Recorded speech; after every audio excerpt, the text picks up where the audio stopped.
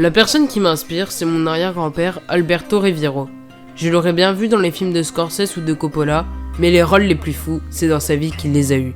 Il a fait plein de métiers différents, il a parfois aidé son père Fakir dans un cirque, marché sur du verre, avalé des lames de rasoir. Ensuite, il a travaillé à la construction du barrage de San Estavo. À 20 ans, il doit aller faire son service militaire dans les mines de Mato Rosa del Sil.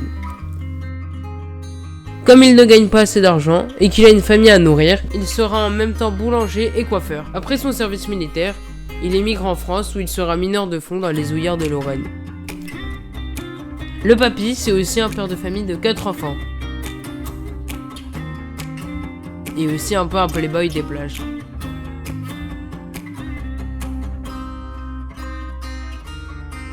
Après la mine, il devient conducteur de travaux et se paye une Citroën DS pour faire comme le président. En même temps, il est aussi arbitre de foot, directeur du centre culturel espagnol et journaliste pour un magazine.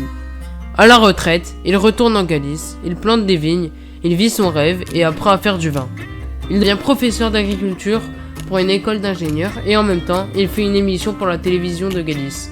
Il a même une chaîne YouTube avec plusieurs millions de vues.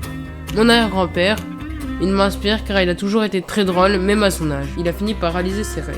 Il a travaillé dur toute sa vie et a toujours eu le goût d'apprendre, même à 90 ans. Mon arrière-grand-père, c'est pour moi un exemple.